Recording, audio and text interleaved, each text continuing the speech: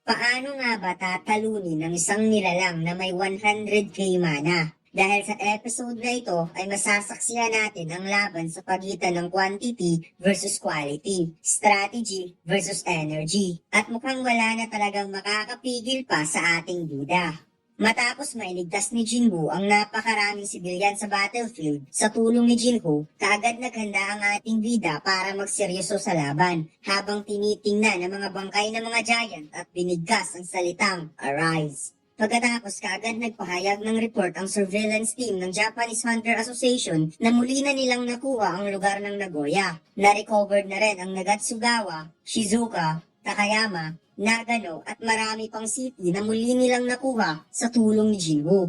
Hindi makapaniwala si Chairman Matsumoto kung paano ito nagawa ni Jinwoo at na-realize niya na tama nga talaga si Goto Ryoji. Nang nakita daw niya ang mga mata ni Jinwoo sa airport, mayroon siyang kakaibang naramdaman. Hindi na daw mabilang ang hunter na nakilala niya, ngunit naiiba sa lahat si Jinwoo. Ang kapangyarihan daw nito ay hindi maikukumpara sa iba.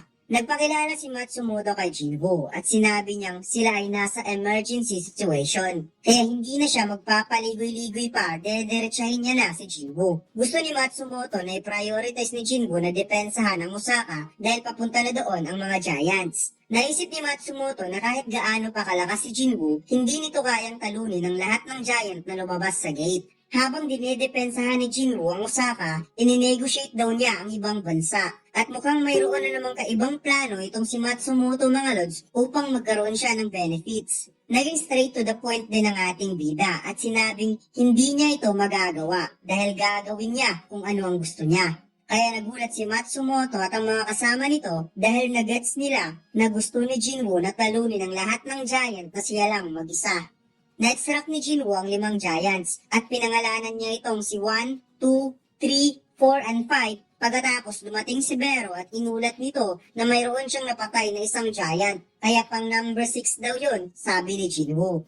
Sinabi ni Jinwoo sa ngayon madali pa naman ang lahat, ngunit hindi pa nagsisimula ang tunay na laban. Ang lahat ng mga shadow soldier ni Jinwoo ipinadala niya all over Japan upang tulungan ang mga hunter na patayin ng mga giants. Ang mana ngayon ni Jinwoo ay sobrang napakadami na napakalabong mangyari na siya ay matatalo. Kaya mataas ang guaranteed victory ng ating bida sa laban na ito. Malabong matatalo ng mga giant ang mga shadow soldier kung mapapagod lang ito. Kahit magawa pa nila itong madestroy, babalik at babalik lang ito sa dati. Since ang mga shadow soldier ay nagiging pure immortal, kaya walang hanggang pag-degenerate ang mangyayari sa mga shadow soldier. Ang main problem ngayon ay ang situation. Nagkakaroon ng dungeon break all over Japan dahil sa dungeon break ng S-rank gate na napagfokusan ng mga S-rank hunter. Ang mga low-ranking beast ay nagsimula ng sumakop ng mga cities. Kaya nadodoble ang trabaho ng mga hunter dahil kailangan pang mag-evacuate ng mga tao. Sa ikapitong araw ng dungeon break ay naging fully destruction ng city ng Tokyo habang ang pinakamalaking giant ay nakaupo pa rin sa harap ng gate. May biglang dumating na hunter. Ito pala ay si Hanikawa. Kaya binati ito ni Jinwoo at tinanong niya kung mayroon bang S-rank hunter na nandito. Wika ni Hanikawa, wala nang S-rank hunter na nasa Tokyo bukod sa kanya dahil hindi na nila maaagapan pa ang nangyaring damage sa buong Tokyo. Since ang mga giant na lumitaw dito ay nakakalat na all over Japan. Ang total S-rank hunter na nag-participate sa raid ay 16 including Jinwoo. Mayroon ng 3 S-rank hunter ang namatay, si Yuri Orlov from Russia at 2 S-rank hunter from Canada. Ang pagpatay daw ng giant ay mas mahirap pa kaysa sa pagpatay ng A-rank dungeon boss dahil gumagalaw ang mga ito bilang isang grupo. Naisip ni Jinwoo kung mayroong 3 S-rank hunter ang namatay, sigurado mas marami ang mga lower rank hunter ang namatay. Dagdag pa ni Hanikawa, 31 giants ang lumabas sa gate. Ang isa tumawid sa dagat papuntang China. Wala daw silang sapat na manpower ngunit salamat daw sa tulong ng mga shadow soldier ni Jinwoo, nakikipaglaban daw ang mga ito kasama ang kanilang mga hunter. Kaya wika ng ating bida, wala na pala siyang dapat problemahin pa dahil siya na ang bahalang mag-takedown sa pinakamalaking giant. Nakita ni Jinwoo ang mga gusali na nawawasak at nagkaroon ng sunog. Naaalala niya ang lugar ng Demon Castle, kaya napagtanto niyang ang ruin city ng Demon Castle ay parang isang hint na ibinigay sa kanya ng system. Naisip ni Jinwoo kung ano kaya talaga ang gustong sabihin ng architect kung ginawa nito ang Demon Castle para sa future na mangyayari. Ngunit palagay niya ang architect ay patay na talaga. since hindi na niya ito naramdaman mula nung winasak niya ito, kaya maaaring ang original na katawan ng architect ang nakalaban niya. Sinabi niya kay Hanikawa, mukhang nandito na ang lahat, kaya magsisimula na ang tunay na laban. Nagulat si Hanikawa sa sinabi ni Jinwoo, dahil hindi pa dumadating ang ibang hunter. Sagot ng ating bida, mali ka, dahil nandito na ang lahat.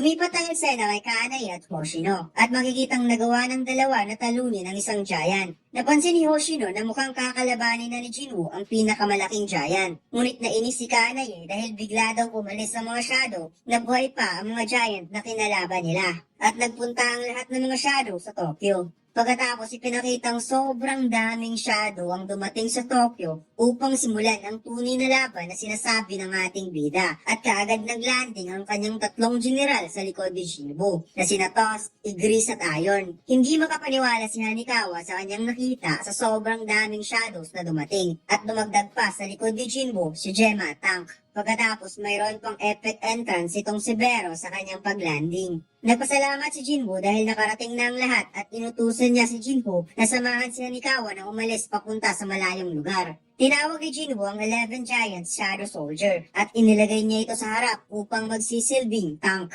At heto na nga mga lords, sinimulan na ni Jinwoo na utusan ng lahat ng mga shadows na salakayin ang pinakamalaking giant. Nagpalabas ng aura si Bero sa sobrang excite habang ang mga giant, ant at iba pang mga shadow creature ay nagmimistulang langgam sa sobrang dami. Kalmado lamang ang huge giant at naghihintay lang ito ng tamang pagkakataon habang inoobserbahan din ni Jinwoo kung ano ang magiging hakbang nito. At makikita naman talaga natin mga lods na ilang batalyong shadow ang pinakawala ni Jinwoo towards sa pinakamalaking giant. Ngunit biglang nagulat ang ating bida dahil bigla itong tumayo and in just one dash sa sobrang bilis nito, nabura ang napakaraming shadow at nagkaroon ng malaking daanan sa gitna ng mga shadow soldier.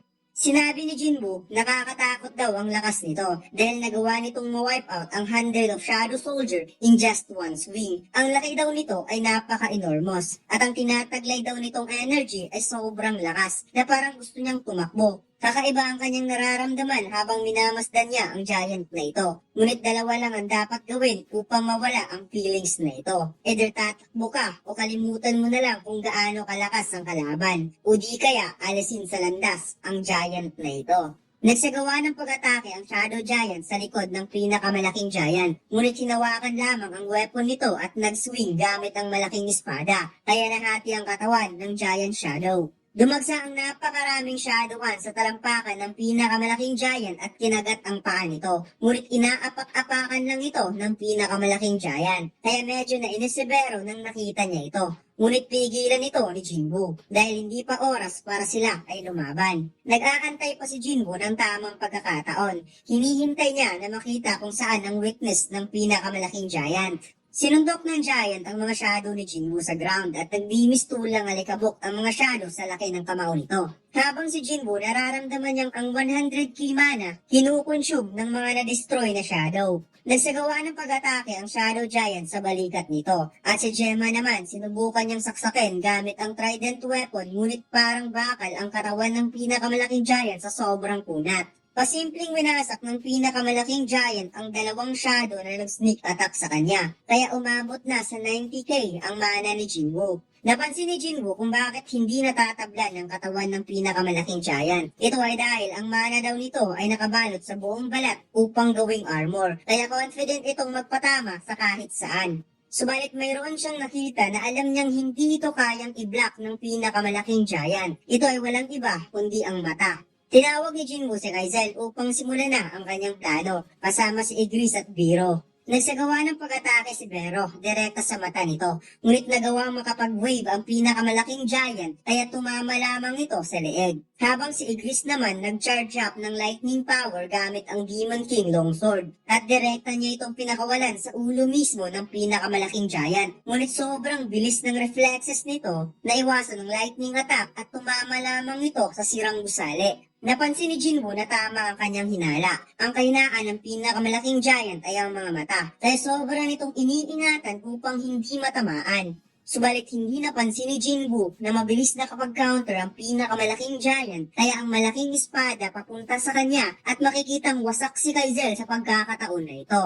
Naglanding si Igris sa braso ng pinakamalaking giant at dali-dali nitong tumakbo diretso sa ulo ng kalaban habang muli na namang nag-charge up ng lightning power gamit ang longsword. Pinakawalan ni Igris ang lightning power at minaigi niya itong asintahin ang mata, ngunit nagawa pa rin masalaga ng kalaban ang atake nito. Subalit ang hindi alam ng pinakamalaking giant, si Jinwoo ay gumamit ng steel upang hindi maramdaman na nasa mukha na ang ating bida. Kaharap na nito ang mata. Kaya kaagad itong nag-unleash ng slashes direkta sa eyeball ng kalaban. At bigla itong umatras na parang flash sa sobrang bilis upang dumistansya muna. Sobrang nasaktan ang pinakamalaking giant sa ginawa ni Jinwoo, habang napangiti naman ang ating bida dahil tama nga talaga ang hinala niya. Samantalang si Vero ay muling nag-follow up ng atake at nagsagawa ng isang napakalaking diagonal slash direkta sa mukha ng kalaban. Kinuha ni Jinwoo ang 5 dagger. Gamit ang Commander Authority, nagagawa niyang palutangin at makontrol ang 3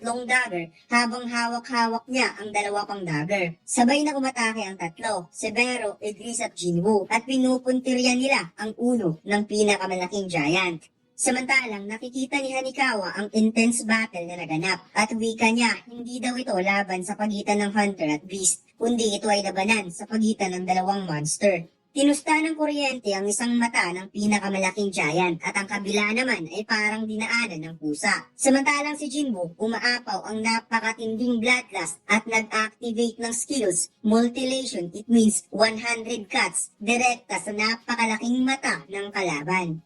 Tumansik ang napakaraming dugo at sobra itong ininda ng pinakamalaking giant ang sakit. At kaagad tinawag ni Jinwoo si Vero. Mabilis na rumisponde si Vero at sinabing, "Your wish is my command, my king." At pinasok nito ang mata ng giant at doon sa loob ng ulo nagwala. Samantalang si Jinwoo makailang ulit na inactivate ang skills na Multilation upang magsagawa ng napakaraming slashes sa mukha nito. Wasak ang mukha ng pinakamalaking giant at punong-puno ito ng dugo. Pagkatapos unti-unti itong bumagsak at official na sinabi ng system na patay na ang kalaban ni Jinwoo. At dito lang nagtatapos ang ating kwento mga lads. Huwag mo sanang kalimutang mag-like, comment at mag-subscribe sa ating YouTube channel at mag-follow sa ating Facebook page. Salamat!